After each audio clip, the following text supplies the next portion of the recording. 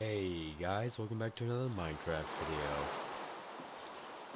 video. Today we're on episode 237 of our Minecraft Let's Play, if I'm not mistaken.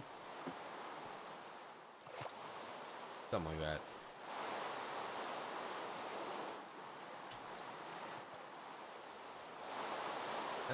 I think that's right. I'm not entirely sure. Anyways, so today's video, I'm gonna be heading back home because I'd like to take an opportunity to enchant some stuff and also just bring some stuff back so I don't have to go to all my little, because I'd imagine I'd be making several of those little hideouts and caves. um, I don't want to have to do so many trips, and I don't want a chance losing the experience levels I have gained. So I'm gonna just do it now. My allergies at this point have mostly subsided. Still can't use like the really high part of my voice. As you can see, I'm like really struggling there, but otherwise I am okay now. So that's cool. Yeah, now it just feels comfortable talking like this part of my register, which I guess mission accomplished. Like the past 6 years or so, I've been naturally speaking in like the higher end of my register, and that hurts after a while. So, and that this doesn't hurt like whatsoever. So, yay! I guess having okay, I guess having a really strong pollen allergy has finally forced me to speak in the more comfortable end of my register. Um, yeah. Recording this video at like 3:30 in the morning. I've been just sitting in bed for like the past 4 hours doing nothing but trying to fall asleep, and I just can't for some reason. I have insomnia, so sometimes I don't feel tired when I should be feeling tired, and I feel really tired when I shouldn't be feeling tired. In other words, it is very difficult to control when I wake up and when I fall asleep. Um, I would take sleeping medications, but there are side effects. I worry that I might get to that, and I'd rather not have to uh, deal with side effects to any sort of medication. That that always sucks. You never want to have side effects to something that's supposed to help you.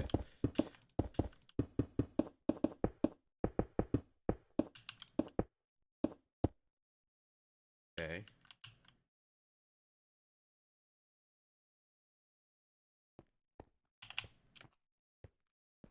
In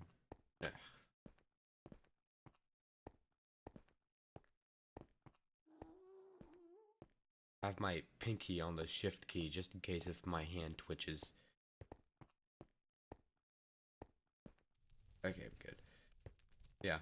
Eventually, I'll have enough room to just line this entire pathway with cobblestone, and I'll be completely safe. But for now, about 60% of it being, well, come on. About 60% of it being blocked off seems like good enough compensation for now. Um, yeah.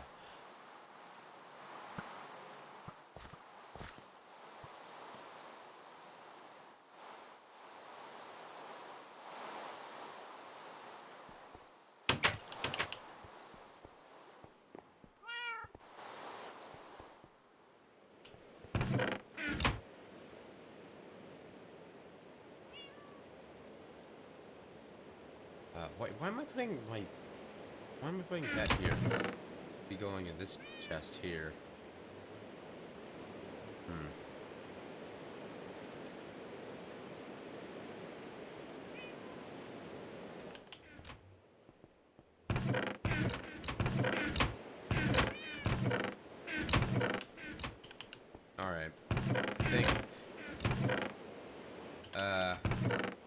by the time I'm done building myself like a whole diamond set of tools and armor and such, I need to make a chest dedicated to just redstone related stuff because this is getting pretty ridiculous. I mean, I guess I could have a gander at the new music disc that was added to the game, since I you know, haven't heard it. Listen, I know, I know this is a game I've been playing for a while, but for the sake of planting in the immersion with the whole 720p video and the shitty mic quality, that this video was canonically recorded in 2012, despite me being like 5 years old at the time. Let's just pretend that you know, this video was recorded then, and this is my first time hearing the disc.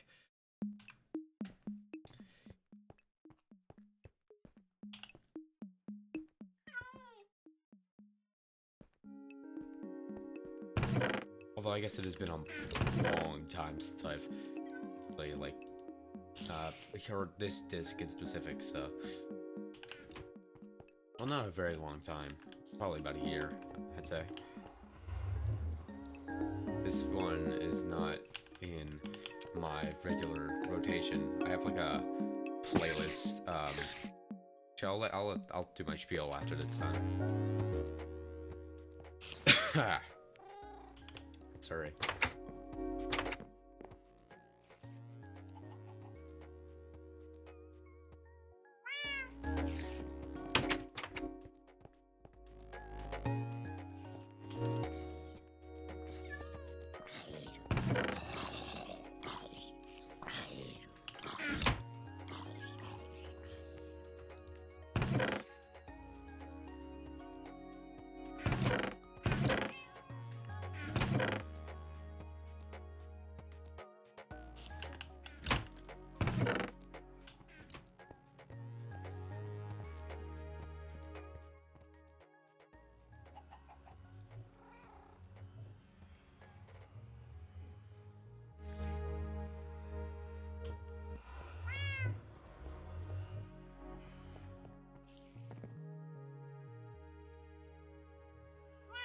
Oh, that's really good. Okay, I'll be bringing that with me to the mines, because that is really good for specifically what I'm doing, which is getting diamonds.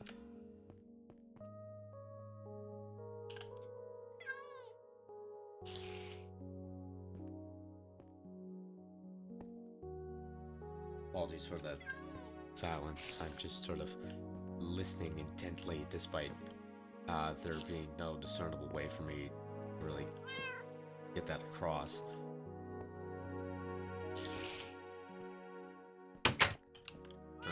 Thought you were in my ceiling, because I don't think I ever. Oh no, I put lights in there. Okay.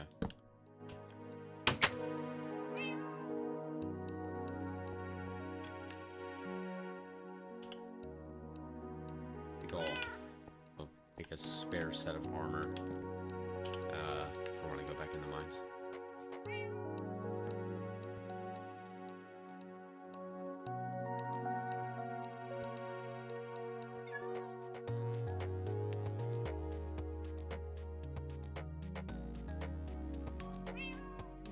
I'll also make a spare sword.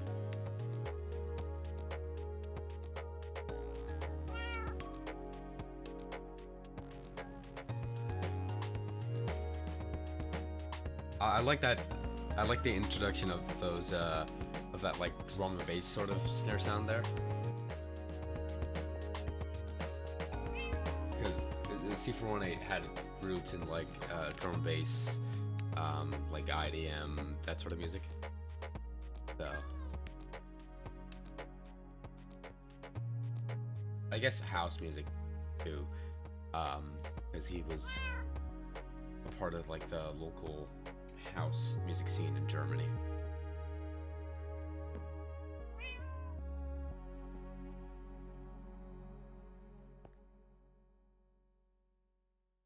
Give it a few seconds, because some of his songs fade out completely, then come back in. Okay, no, I think that's it. Yeah, it's pretty good. Not have much to say about it. That's like interesting to say, I suppose. It's relatively unremarkable by his standards. Usually, there's like a particular standout moment in a lot of his work, but that felt very consistent. So much so that I can't really say there's one thing in particular that stuck out to me.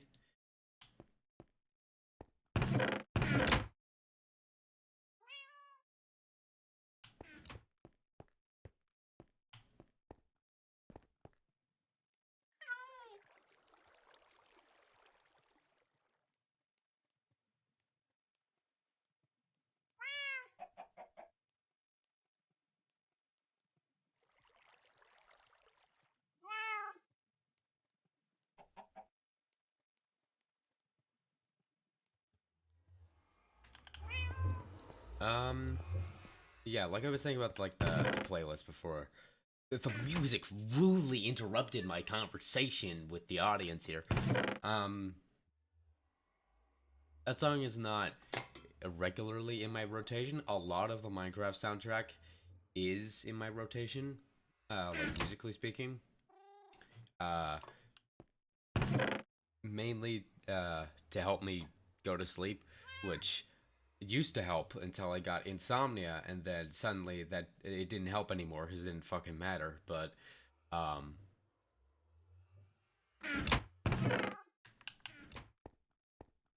yeah, uh, a couple of years ago when I was on a family trip visiting relatives. Uh, I was having trouble like falling asleep because we were in a hotel room and we all obviously because we were in a hotel room we all sort of had to sleep in the same room, and I found it somewhat difficult to make that happen. At least in my case, so I'd usually put on music in my sleep, and I created a playlist full of a whole bunch of like ambient, down tempo, times like psychedelic folk, and give it some like the slower, more I guess I can. In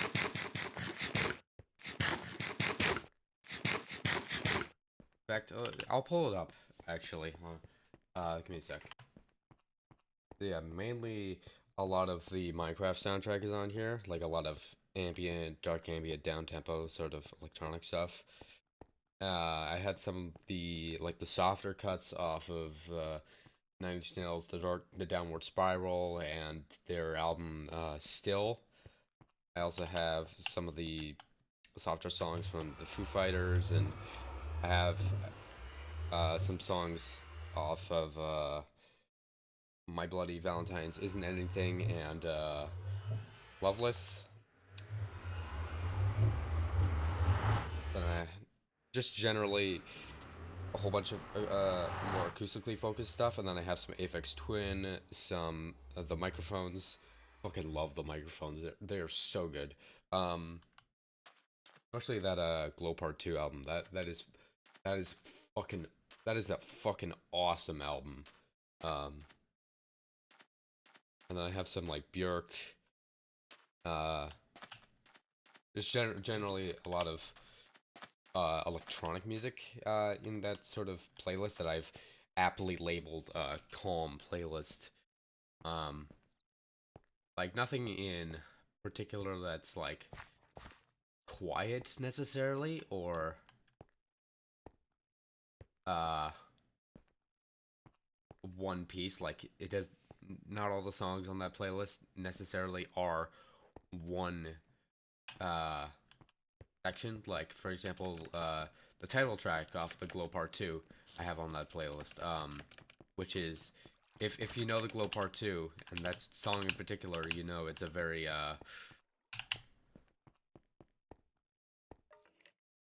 wouldn't say dissonant, but it's a very progressive song. Like there's quite a few different sections to it. Cobblestone here.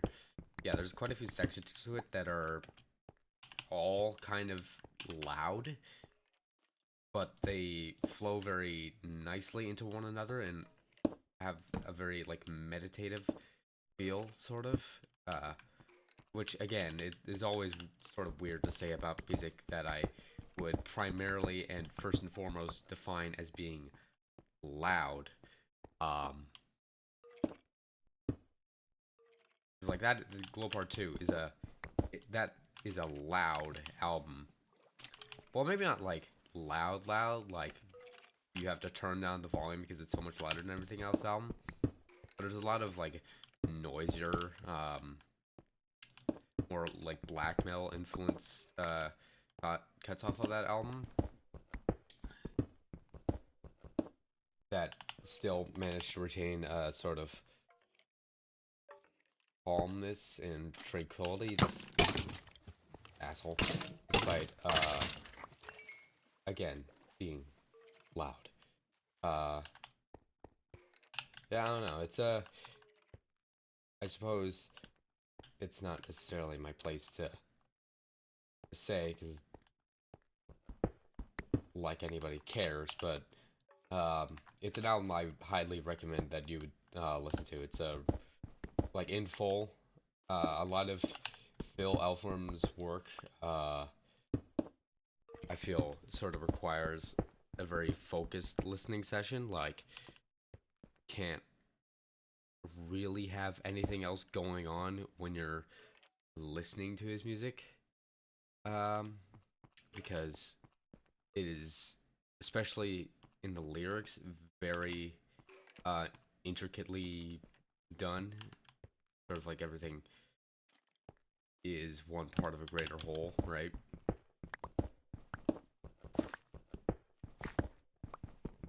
Like you got to be concentrated, is what I'm saying. But it is his music is really good, and that Glow Part 2 album is probably his best work.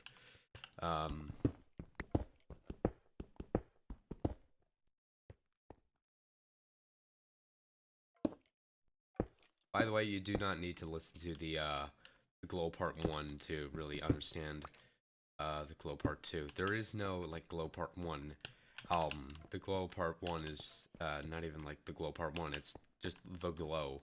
It's a song he wrote off of the album that came before it. It was Hot, We Stay in the Water. That is one of the few Phil Elfram projects I haven't listened to. I can't really say much about that, but it's a very intriguing listen on the Glow Part 2, and I feel like his sound in general is very well orchestrated.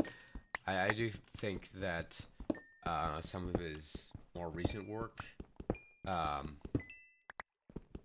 I'll talk in modern terms here, so you guys get to understand my taste and not have me just speak as if it's 2012 for the sake of it, because honestly, what I'm talking about kind of requires time-based context. His more recent work, excluding A Crow Looked at Me and Night Palace, I feel has a certain polish to his sound that I don't find particularly appealing, at least not to my ears. I feel like the higher production value. Oh my god, there's diamonds right there, and I didn't fucking notice them. Of course there are. I feel like a higher production value his music has, the less sincere it sounds. Because like I feel like part of the sincerity in his music is how everything is done sort of like DIY, right? I don't remember what he said. I think it might be on his website. but he said something along the lines of like, I've always been stubbornly DIY with how I do my music, and yeah, he absolutely is like stubbornly DIY with how he does his music, and it's great. Like, I feel like the whole DIY lo-fi sort of sound that he had going on uh, uh, for 2005 and no, before 2008, I should say, because that's when he switched to digital. Um, and then on his most recent project, he returned to tape, but from everything before 2008 and um, then Night Palace last year, I think that's like some of the best sounding music I've ever heard. It sound like it kind of sounds like shit like individually, but the textures are amazing. Like it's kind of hard to describe it. C418, although I can't confirm or deny that he ever listened to the Microphones or the Glow Part 2 or whatever. He said one of his favorite kinds of music is music that sounds that's not that doesn't sound of high quality but still sounds good. Right, like the production quality on Phil Elverum's projects is not very good. Like I'll be the first to admit it's not very good. I mean, he said it himself. He's stubbornly DIY about everything he does. So there's bound to be imperfections everywhere in what he does. But I feel like it's that same human touch that makes his music so poignant.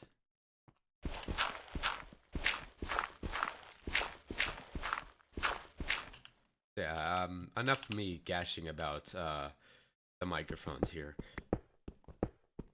I suppose I kind of consider myself a bit of a music snob when it comes to just music in general.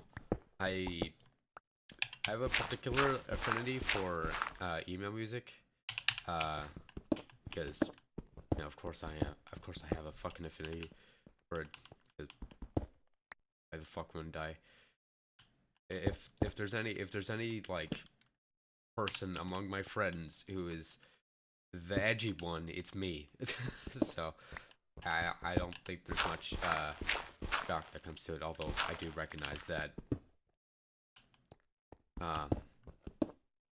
I am the only one who really knows my friends.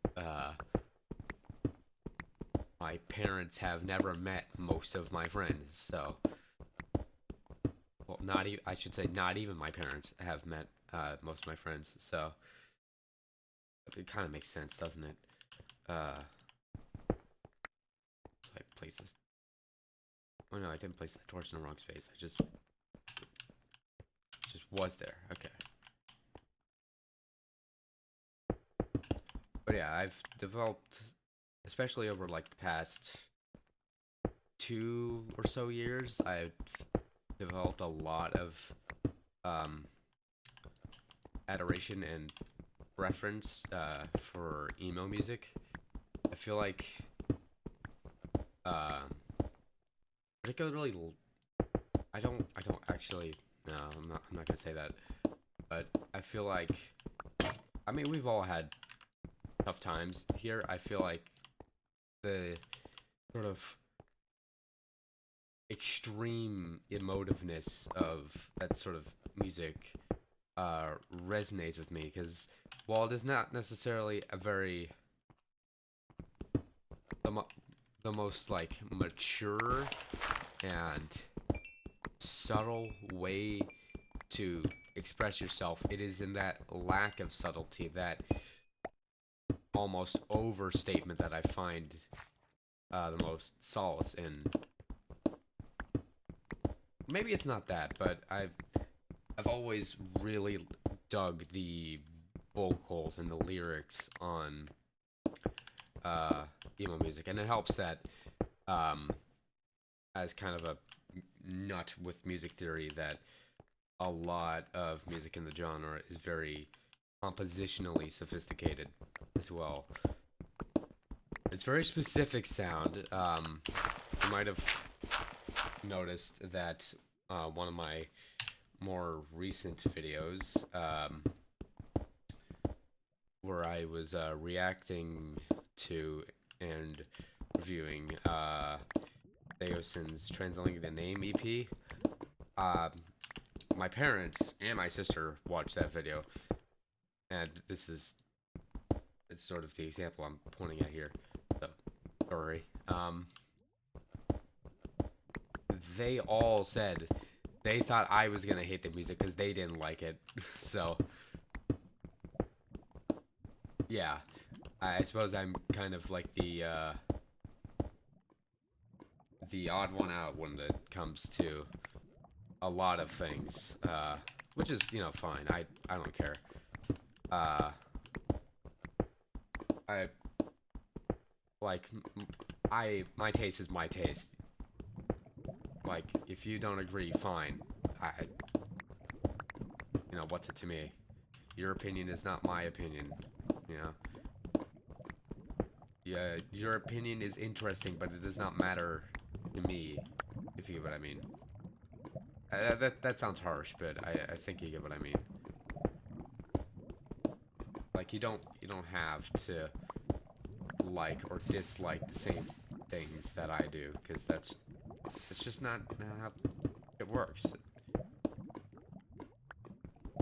You're allowed to like what you want, you know?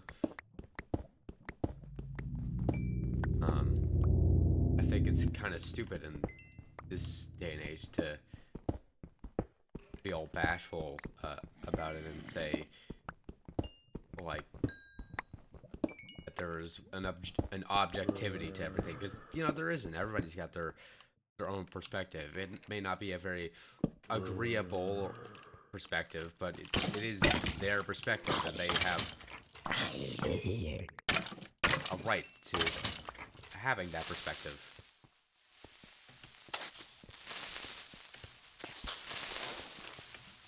Like, this is part of the reason why I just hate politics, is because, I mean, this is just like people having a shouting match over whose opinion is more quote-unquote correct. But, like, there's no right or wrong opinion. It's really just a matter of whoever has the loudest voice in the room, you know? So, I'll leave it at that, really. Because, you know, like I said, I hate politics. I don't like talking about it. But yeah, like, you're entitled to your own opinion, and I feel it's kind of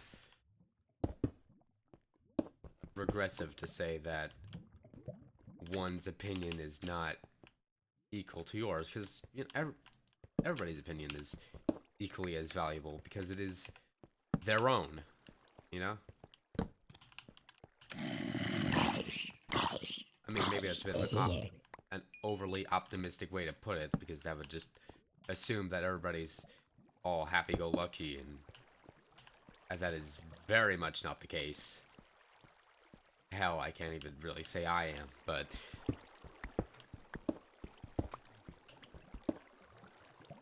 I try, you know? And I think that's good enough.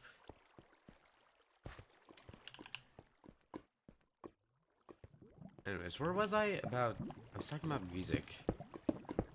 Right, I was talking about how I liked emo music, and then that snowballed into me talking about how everybody's entitled to their own opinion, obviously.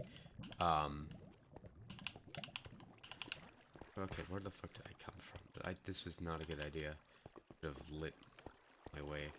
I guess it is really difficult to necessarily comprehend which way is forward and backwards in this fucking cave. It intersects with itself like 12 times. I'm gonna pretend this hole doesn't exist here. Is that having that just completely fucks with any sense of direction I have here. Same with I know it leads back around to here anyway, so I'm gonna block off these holes to make navigation easier on me.